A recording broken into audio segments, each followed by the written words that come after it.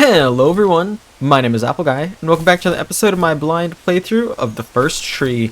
In the previous episode we made it through a normal foresty area. We learned some things about the protagonist as we tend to do here in these adventures. How do I get the camera away from me? There it is. Awesome, okay.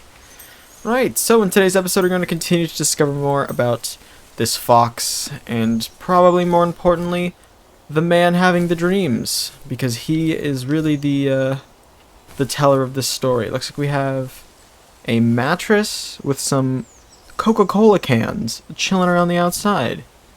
Alright, I think it's pretty... Oh, there's actually another pathway over here. I was going to say, it's pretty evident we're supposed to run straight through towards the center tree, which might be the first tree. I don't know if the game's already over. I feel like it won't be over already. It's only been like 3 episodes.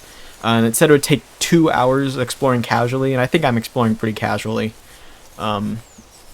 We will see. Actually, I see something up over here that I'm interested in, and it's making me wonder if the pathway over there had something I'm missing out on as well.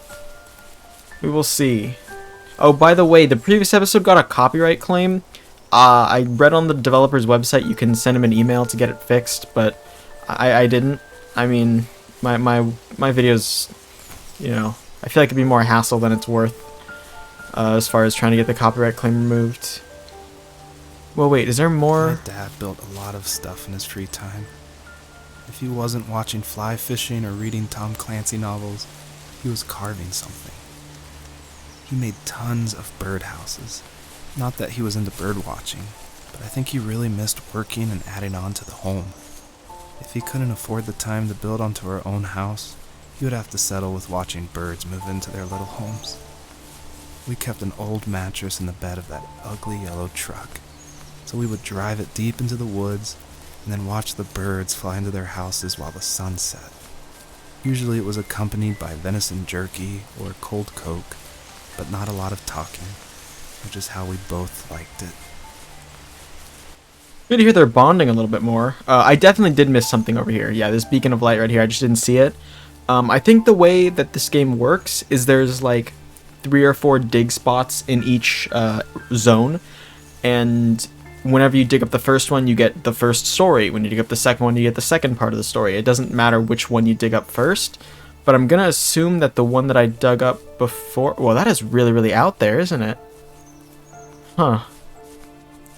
Yeah, I think the one I dug out before is probably the second one. I think this one's probably the first one, since you have to pass by the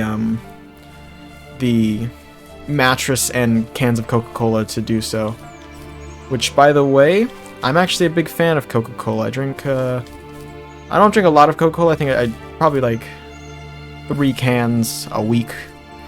You know, some people do like Coca-Cola with every meal or something. That's not me. I enjoy it as a little treat sometimes. It's well, actually I don't know if it's good or bad for you. I would assume it's not the best. But, you know, moderation is what's important for anything. No, geez, thank you. Okay, I thought I almost fell there. Okay. So what is going on over here? What is this? 0 of 3... What? Oh. Huh. Okay, so that's like a special stone. Okay. I bet that's all I had to do over here then. Let's return to the main pathway, go directly up the middle, and then we'll branch off to the left and hopefully find another one of those little bowie down stone things. Not really sure what those do, but I did see we need 3 of them, and so we will get 3 of them. I like this part of the game. It's very mystical. You know, the first place we were in was snowy. The second one was like a normal forest. This one has some, they're like mint leaves almost. Mint green. They are very, even more like blue-green actually. They're very fantastical in the sense that it's, you know, like less connected from reality. What I think, of course, what I first see is, in the first episode we were in snow, and the kid grew up in Alaska. In the second episode we were in the regular forest, maybe like transitioning out. And then this, I mean, You wouldn't see this in Alaska. I hope I said Alaska, not Africa. I feel like I might have said he was living in Africa. He lived in Alaska. I don't know what I had said. Oh, there's more shiny things over there to my right. I'm going to pursue those very shortly. Let me dig this, get some lore, and I will go chase those down as the person is talking. Oh, there's also a stone. My most distant, at the times when I detested him the most. He kept reaching out. For a year straight, he asked me every week when we were going camping. I thought he was just dense. Eventually, to shut him up, I agreed. We carried out the worn lawn chairs from the garage and set up a cinder block campfire at the site we'd always used behind the house. We walked down the mountain path, talking in the warm sunshine we only got a couple months of the year. Those 3 obsidian rocks shimmered alongside the shore, almost like sparklers pressed against a dark window. I'll never forget that wet stone on my feet, or how those massive mountains looked even bigger in the lake's reflection. I felt small, but grateful. As the sun set, my dad found something I hadn't seen for a long time. The tree where I'd made my first carving when I was 6. I hadn't even carved it. My dad had helped me, but I still called it my tree. Something about seeing my name there made me open up, and we talked about everything that night in that old camouflage tent. I told him how much I loved sketching and design, and how it would be a dream to study architecture in Seattle. I told him how I didn't get along with my friends much anymore, but that I didn't mind being alone. He told me he was there for me, and he joked that if all he had to do was write my name on a tree to finally get me to talk, he would have left me carved logs with novels on them in front of my room every morning. I don't know why it took me that long to realize it, but it was then I knew how much he had sacrificed for me. Wow. That's really powerful. I think that's incredible. There's a lot of heart in this story, and that's awesome. I'm actually fortunate enough to have a really, really great relationship with my dad and my mom. Everyone in my family, really. But I understand that not everyone is like that. And sometimes hearing things about that kind of gives you time to reflect inward and realize just how lucky you might be. So, hopefully, as we approach the end of the game more, as I said earlier in the series, we're supposed to be reaching more of the, more revelations in the ending chapter. So, that one's going to connect a bunch of dots we might not even know need to be connected yet. I did discuss, I believe in episode 2, if you haven't seen that, there's a playlist link in the description. But I believe in episode 2 I mentioned how we haven't heard from a mother. And now, obviously, the protagonist having been born, there was a mother involved. But we don't hear much about the mother. And I think that might be something we hear about later on. That could be a connection we receive at a later date. Sometime later in the video game. So just keep that one in the back of your heads as well. We're going to continue to approach the there's something I missed over there. It's okay, I'll work my way over there. How do I get over there? We'll figure it out. I'm going to dig and then continue to hunt. Oh. I didn't dig in the right place. Whoopsies. We were happiest underneath the evergreens. We decided it was time to finally map out the hundreds of acres we lived on just to pass the time during the summer. He was only free in the evenings, so I would spend the day wasting time on dial-up internet and sketching, and then we would rush into the woods, pen and map in hand, before evening fell. Sometimes, the aurora borealis would cast a cold green glow on the mountainside, and we would finish our route underneath a twilight sky. Sometimes I was lonely during those summer days, but there was comfort in the routine. A lot of teenagers aren't looking for the daily grind, though. There's nothing wrong with wanting to get out, to leave your childhood home. You wanted to progress, to make something of yourself. Yeah, you're right. That house. I'm sure it's the same as how I left it. But then why does it feel so different? I doubt you're the only adult to have looked back and asked that question. know, I was a big fan of the woman character, presumably a wife or a girlfriend, and now she's kind of weird. I don't know. Ever since she like made the story about herself, I have a hard time wanting to listen to what she has to say. Granted, the whole point we're hearing this story is because she is the one listening to it. But I don't know. If you guys didn't see, I believe it was in the previous episode, he was commenting about how he was like pulling away from his dad and how he was very reckless and didn't like how he behaved as a teenager. And her response to that was, "Well, if you weren't wild like that, you wouldn't have met me." It's like, okay, true, but not really the topic at hand. I thought that was just kind of weird. Now, I doubt she has some, like, ulterior motive. But I don't know. Just things that I notice. Okay, let's get this going now. This will be the third stone. How do I want to claim it. Where do I go to claim it? Right here? I don't see... Oh, hold on. Where does it go to? Oh, maybe it's this way? Do I have to be like in a very precise spot? There we go. Okay. What is moving? Oh, you know what it is? It's those vines back at the main tree, I'd bet you. We'll run over there. Anyway, yeah, and then in that last story, she seems to be explaining away a lot of the behavior. And I think what I liked about her at first was she was just, you know, oh, tell me your story.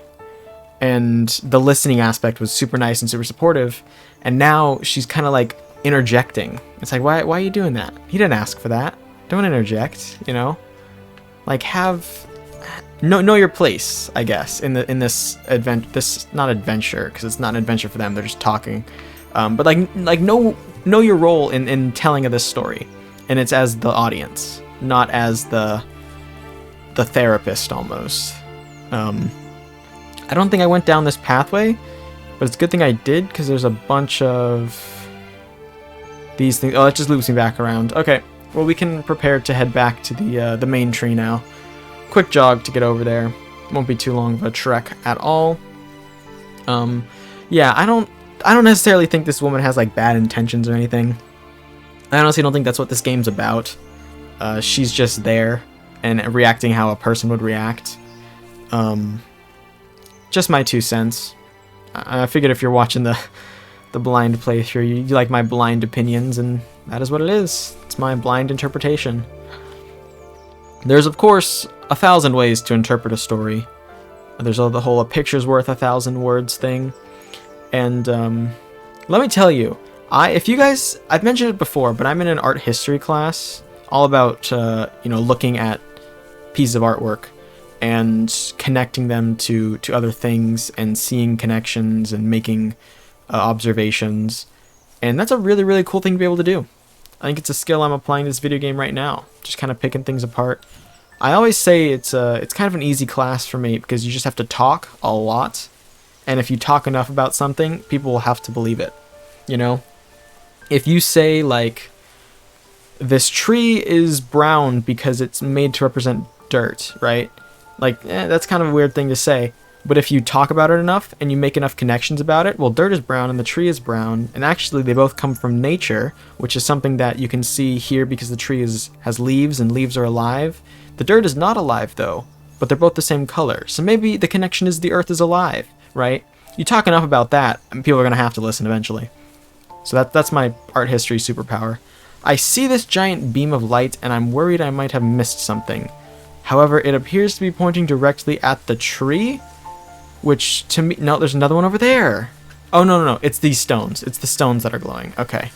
Phew, I was going to say, like, there's no way I missed things, right? The answer to that is no, I did not miss things. I did not miss any of the things.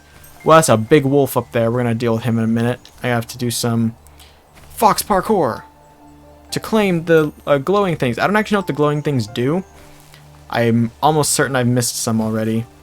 It'd be nice if there was like a round 100. Not around 100, but like a space round space 100. As in, like, there's perfectly 100 items to collect.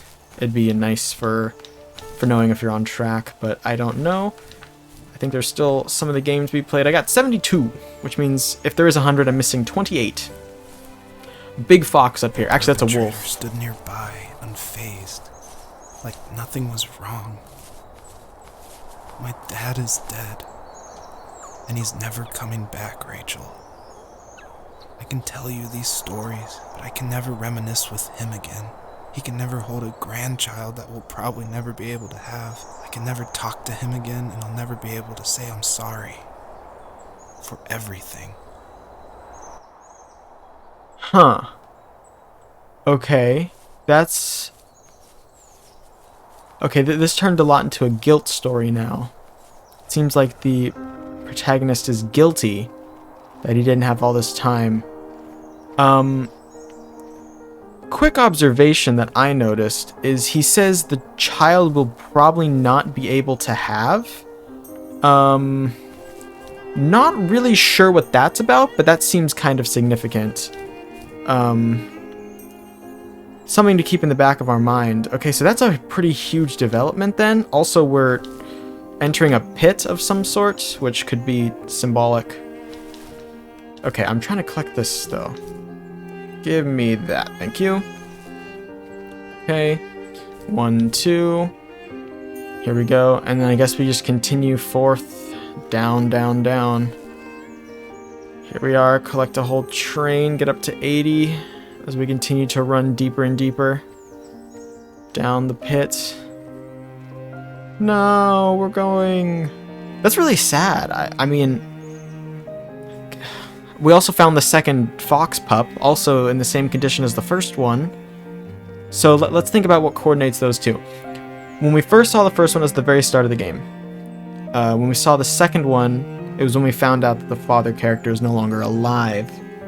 So the whole point of this fox's journey is finding the 3 cubs, and it's no doubt that the third cub is going to be just like the second and first, which is sort of symbolic for something. There's a connection there. The whole point of this game is this fox's journey and the protagonist's journey, the narrator. They parallel each other. So there's 100% some deeper meanings as we continue to experience what these characters have. Now we just have to kind of continue running. I'm sure the narrator's going to take over at some point. I did see a digging spot up here, or a beacon of some sort. But I would assume the narrator would speak as we continue to run here. Either that or we can just take a look at the surroundings, notice how dead everything is. Definitely after that slide there's a lot less trees, a lot more open. Maybe that's just, to make the drop-off look more significant, because there is a lot of life around this corner. Yeah, see, that's what I saw, that big glowing thing dead ahead. We're gonna have to get to it eventually. Alrighty. Yeah, it's just over there to the left. We'll just follow this pathway down and we will see where it leads us. I think it'll lead us to some pretty dang good places, but we will have to see. I'm going to continue forth and listen to this pretty good music. This music, as I said, is copyrighted. Most of it is, I believe, and I might have claims on these videos. I don't know. It's okay with me, though. I'm not going to argue with them. I know I could probably win, but not really worth my my effort, I don't think. We'll see, though. If they get frustrating or annoying, I will definitely reach out and see if I can take care of them. But I wouldn't want to bother the developer. Guarantee you they have better things to do. I just can't talk about this anymore. Good night. Okay. Huh. I'm surprised the woman wasn't like, wait, no, I'm bored. I need my stories. She's a fine character. I just, Huh. I wonder if we literally won't hear from him again. There's no way. He's definitely got to speak some more. Right? There's no chance that he's legitimately done talking. Maybe we'll have like a passage of time and they'll pick... Oh, we're fading to black. Jump, Fox! You're on a loading screen. So that's probably the end of that level then. Oh boy. This one looks like a doozy. Beautiful atmosphere. And we will... Joseph, No! can't go to sleep. I can't let you talk because I have to end off the episode. So I'm going to go ahead and pause the game to end off the episode. That's going to be all for now. I want to thank you all. Actually, you know what? She definitely was going to keep him awake. That woman. Whatever. Anyway, that's going to be all for now. I want to thank you all so much for watching. If you have enjoyed, please hit like and subscribe, and tell your friends about the series if you think they would enjoy it. It means a lot to me when you guys spread my videos around. I'll catch up back here next time for the next episode of my blind playthrough of the first tree. Until then, as always, take care.